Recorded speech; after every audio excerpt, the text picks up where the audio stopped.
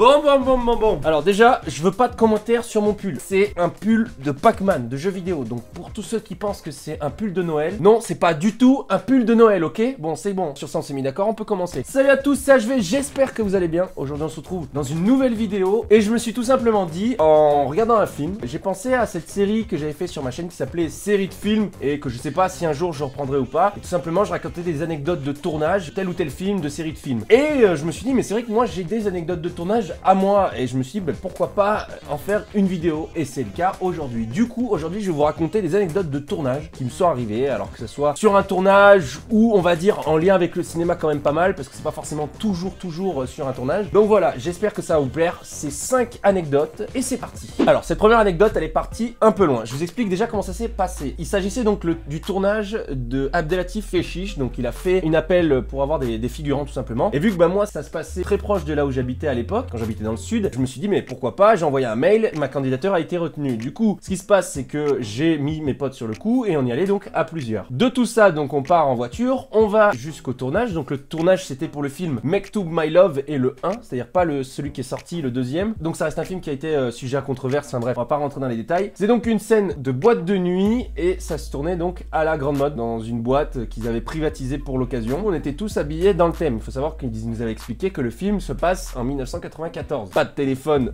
dans les mains, pas d'habits ou de marques qui sont sortis après 94, donc voilà, ils étaient assez stricts là-dessus. Enfin bref, du coup on est arrivé, on nous a fait boire, pas mal d'ailleurs, c'était assez bizarre. Et le truc c'est que de tout ce que je vous raconte là, ça j'en ai fait une vidéo. Et du coup, voici d'où vient l'anecdote. Tout simplement, en gros, sur le tournage, je me suis fait reconnaître, ce qui m'arrive vraiment pas souvent. C'est-à-dire que genre, il y a 2 mecs sur le tournage qui sont venus me voir et qui m'ont dit ouais, ça va ou quoi? Il y avait des assistants ou quoi que ce soit qui sont allés donc voir la prod en leur disant il y a un mec c'est bizarre, il y a déjà 2 personnes qui vont le voir qui lui demandent une photo, faudrait se renseigner dessus. De là il y a une assistante qui vient me voir et qui me dit excuse-moi, pourquoi les gens viennent te parler ou te demander une photo? Du coup je lui explique, je lui dis bah c'est parce qu'ils m'ont reconnu via ma chaîne YouTube, j'ai une petite chaîne YouTube et voilà, c'est un heureux hasard. Ça va pas plus loin, bref on fait tout le tournage et le truc c'est que moi j'ai eu la maligne idée de filmer tout le long, c'est à dire que j'ai vraiment filmé de A à Z. J'ai fait la vidéo et je l'ai mise sur YouTube. Alors peut-être qu'il y en a parmi vous qui l'ont vu cette vidéo, mais du coup cette vidéo est évidemment plus présente sur ma chaîne pour la simple et bonne raison que lorsque je l'ai sortie, je sais pas, peut-être 6 mois après, j'ai reçu un mail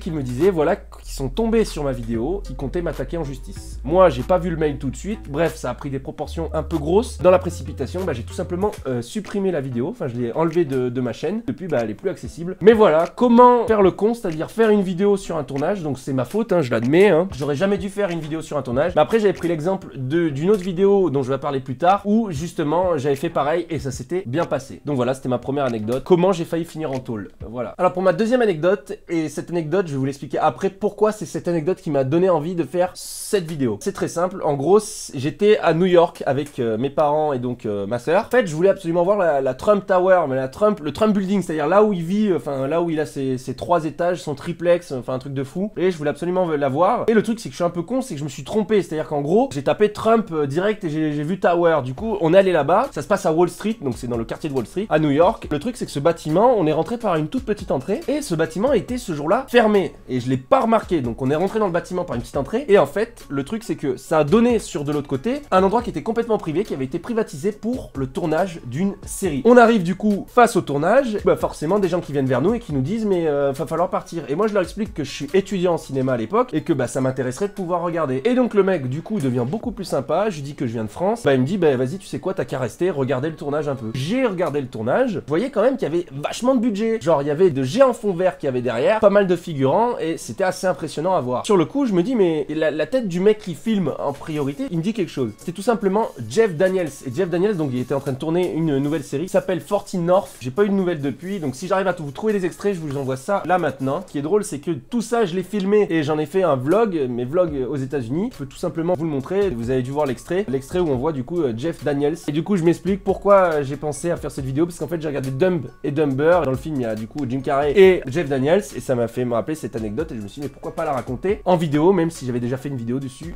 exprès. Pour ma troisième anecdote, alors c'est plus 2 anecdotes en une, mais bref, c'est pour raconter les rencontres que tu peux faire au Festival de Cannes. Alors, faut savoir que Cannes, chaque année j'y vais et j'essaye forcément de rencontrer le plus de monde possible. Une année, je vais voir Impitoyable avec Clint Eastwood et donc forcément en présence de Clint Eastwood. Et je me suis dit, putain, faut absolument que je chope une place. J'ai réussi à choper une place, je me pointe, je vais voir le film et forcément donc il y avait Clint Eastwood. Alors là, bon, Clint Eastwood, on était dans une salle de cinéma, voilà, c'est dans le noir, c'est compliqué, tu vois, tu te dis, bon, je le vois pas vraiment. Et alors là, mais vraiment, c'est le hasard de fou. Ce qui se passe, c'est que le film, moi, je l'ai déjà vu, tu vois. C'est juste pour le côté de me dire, je le vois déjà sur grand écran, alors que ce film, il est sorti, dans les années 90. Et en plus, en présence de l'acteur, enfin, de Clint Eastwood. De là, en fait, je sais pas, peut-être au bout d'une heure, 1h15 ou 1h20, je sors tout simplement pour aller aux toilettes. Je me dis que c'est pas grave, je vais pas manquer beaucoup du film. À ce moment-là, je descends aux toilettes et en fait, il m'avait mis à l'étage, je descends pour aller aux toilettes et là, en fait, je tombe nez à nez avec Clint Eastwood qui avait essayé de snake, c'est-à-dire de se barrer en vitesse de la salle parce qu'il, voilà, il était un peu vieux et donc du coup, forcément, il était venu, il s'était montré quand même un peu, tu vois, mais il est resté qu'une heure. Et en fait, c'est ouf parce que du coup, il est vraiment tombé sur moi. Il avait quoi? Il avait un garde de sécu puisque à ce moment-là, tu vois, il part en plein milieu du film, il s'attend pas à croiser des gens dans le palais. J'ai tellement bugué, j'ai juste eu le temps de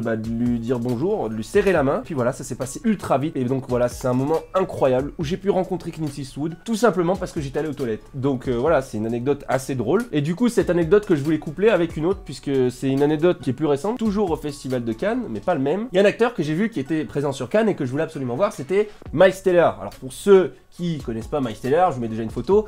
Et ensuite, c'est l'acteur qui joue dans Projet X. Bref, je veux absolument tomber sur Miles Teller et à chaque fois, franchement, j'arrive pas à le capter, j'y arrive pas et je suis vraiment dégoûté. Et en fait, l'anecdote qui est drôle, c'est que tout simplement, c'est le soir vraiment où je me suis dit, bah c'est bon, il part demain, c'est mort, je le verrai pas. On se balade dans la rue avec mes amis qui étaient venus avec moi au Festival de Cannes. Et là, on voit, mais qui sort, mais vraiment, mais sur moi. Genre, je me dis, mais c'est pas possible, c'est une blague. Et ben, Miles Teller, forcément, sinon vous vous doutez bien que j'aurais pas parlé de tout ça. Miles Teller arrive face à moi, qui voit que je le reconnais, qui se met à sourire et que du coup, ben, en plus, on était dans un moment où, genre, vraiment, il sort dans la rue, tu vois, il y a personne autour, c'est tranquille, il y a personne qui vient sur lui pour lui prendre des photos ou quoi que ce soit, du coup, il est plutôt tranquille. Bah, j'en profite pour forcément un peu entamer la discussion avec lui. Et le mec, très réceptif, et du coup, on commence à taper la causette, peut-être 10-20 minutes, et il a commencé à me poser des questions, bah, du coup, comment ça se passait en France, comment les acteurs étaient traités en France, comment ça se passait sur un film. On a parlé de ça, de tout et de rien, voilà, pendant 10-20 minutes, et puis d'ailleurs, bah voilà, il y a les photos qui vont avec, et c'était un super moment, et j'ai trouvé ça stylé. Ma quatrième anecdote, la plupart d'entre vous, normalement, la connaissent, mais si vous la connaissez pas, on va dire que c'est l'anecdote la plus folle qui m'est arrivée. Cette anecdote, elle se passe en 2016. Alors comme j'en parle tout le temps, Christopher Nolan tourne un film à Dunkerque. Et donc du coup je dis à un ami, mec, il y a Christopher Nolan qui tourne un film en France, il faut y aller. On prend vite fait des billets d'avion et on part direction Dunkerque. On arrive à Dunkerque et là en fait on a fait exprès d'arriver peut-être un jour avant le tournage. Donc du coup ça nous permet déjà d'aller repérer un peu les lieux. Pareil, j'ai fait une vidéo, donc vous voyez tout l'envers du décor. Ces vidéos sont encore disponibles. Alors par contre vous foutez pas de ma gueule parce que c'est il y a 4 ans. Forcément j'ai une tête beaucoup plus juvénile. Je profite pour faire le tour du décor et tout. Qu'on se renseigne pour pouvoir travailler sur le film. On sait jamais, pourquoi pas. De là, il y a quelqu'un qui nous rencadre et qui nous dit, les gars, allez essayer la figuration. Ni une ni deux, on part à la figuration. Bam! La nana voit mon pote, elle lui dit, putain, toi tu t'es parfait, tu fais la bonne taille. En plus, il nous manque quelqu'un qui est malade. Du coup, est-ce que t'es dispo ce jour-là, ce jour-là, ce jour-là? Et moi, elle me dit, bah désolé, j'ai rien pour toi, t'es trop grand. Je te rappelle si jamais, je prends ton numéro et puis on verra bien. Le soir même, elle me rappelle, elle me dit, est-ce que t'es dispo demain? Je dis, putain, oui. Et elle me dit, bah vas-y, bah feu demain. Il y a un méga tournage du coup avec 1700 figurants et on aura besoin de figurants. Il y en a un qui a désisté. Et par contre, tu seras tout au fond. Je dis, je m'en fous, je veux y aller. De là, eh ben, je me pointe sur le tournage. Il y a cette anecdote qui est drôle, c'est que je me pointe et donc on doit signer des contrats. Donc je signe le contrat et ensuite il se passe que on doit passer au costume. Et au costume, en fait, moi je vois que j'ai une vieille couverture, tu vois. Et je me dis putain, mais je vais me la cailler, mon pote. On est à Dunkerque, il fait 6 degrés. Je me dis, c'est hors de question que je sorte avec cette serviette. Tout simplement, ce que j'ai fait, c'est que j'ai changé mon numéro de costume. Et tant qu'à faire, bah, je suis allé changer mon numéro de costume avec les plus beaux costumes, donc les costumes d'acteurs. Et c'est là que ça a été drôle, c'est qu'en gros, je me suis retrouvé arrivé à faire genre, ah bah regardez, c'est mon numéro et tout. Donc elle me ramène jusque au rayon des acteurs. Elle m'habille, elle me fait les retouches. Ensuite, je passe à la coiffure, je passais au maquillage. Enfin bref, un délire. On m'a passé un gun. C'était vraiment incroyable. Et c'est comment bah, j'ai pu terminer du coup, on va dire un peu mieux dans le film. J'ai même pu pouvoir me rapprocher de Nolan, pouvoir parler un peu avec lui. J'ai vraiment échangé peut-être 2 phrases, c'est tout. Mais ça m'a suffi. Ça m'a suffi parce que je suis un fan. Bah se dire que dans ma vie, j'ai été dirigé par Christopher Nolan. Donc voilà, pour ceux qui sont tous curieux, forcément, essayez de me chercher dans Dunkerque. Et si vous y arrivez, vous m'envoyez les screens et je vous dirai voilà, c'est ça ou c'est pas ça. pour vous dire, hein, j'avais pas la même coupe de cheveux, j'avais pas de barbe. Enfin bref, c'est moi il y a 4 ans, donc si vous arrivez à trouver. Mais en tout cas, voilà, il y a les photos et si jamais ça vous intéresse, forcément, il y a les 2 vidéos qui vous racontent cette histoire et qui surtout vous montrent les images de ce que je vous raconte. Voilà. Et donc, on en vient donc à ma dernière anecdote. Ma dernière anecdote qui est forcément en lien avec celle que je viens de vous raconter avant. Lorsque j'étais sur le tournage de Dunkerque, j'ai profité d'un moment en fait où il tournait pas, tu vois. Si vous regardez la bande-annonce ou même tout simplement le film, il y a un moment donné où il va récupérer des papiers de propagande. Vous inquiétez pas pour ceux qui n'ont pas vu le film, c'est pas du spoil, hein, c'est vraiment au tout début. Et la preuve, c'est même dans la bande-annonce. Il récupère des papiers de propagande et après, ben voilà, il part sur la plage. Et bien, ces papiers de propagande que vous voyez dans le film et qu'il a dans la main, c'est moi qui les ai. C'est moi qui les ai. Alors, je les ai pas actuellement parce que simplement, moi, je suis à Paris et je les ai cachés dans un endroit sûr pour pouvoir pas les perdre un jour, tout simplement. Mais ne vous inquiétez pas, voilà, j'ai des photos pour vous montrer à quoi ils ressemblent, ces papiers. Ces papiers, donc, que je vous montrerai peut-être un autre jour en vidéo, je sais pas, quand je les récupérerai. Parce que pour l'instant, bah, forcément, on est confiné, donc c'est compliqué d'aller les récupérer. Quand on était avec un ami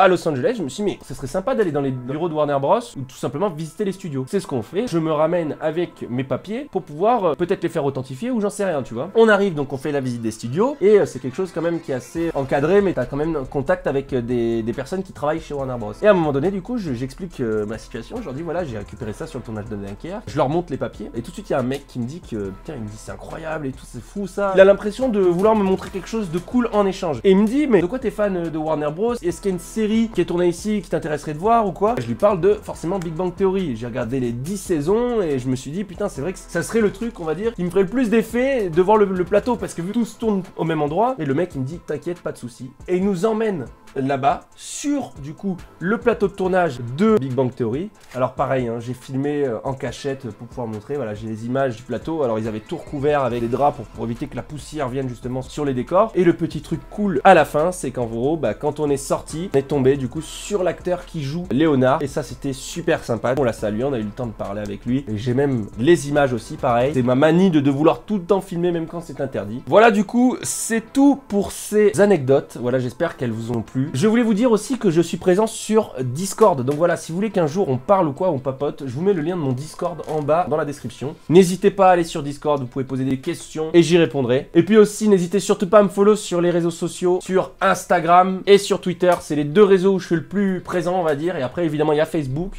Donc voilà, pareil, je vous mets tous ces liens dans la description. En attendant, bah, si cette vidéo vous a plu, n'hésitez pas à le montrer en lâchant un petit like et puis à me mettre en commentaire l'anecdote que vous avez préférée. Moi, j'ai plus qu'à vous dire à dans une prochaine vidéo. C'était HV Prod. La bise!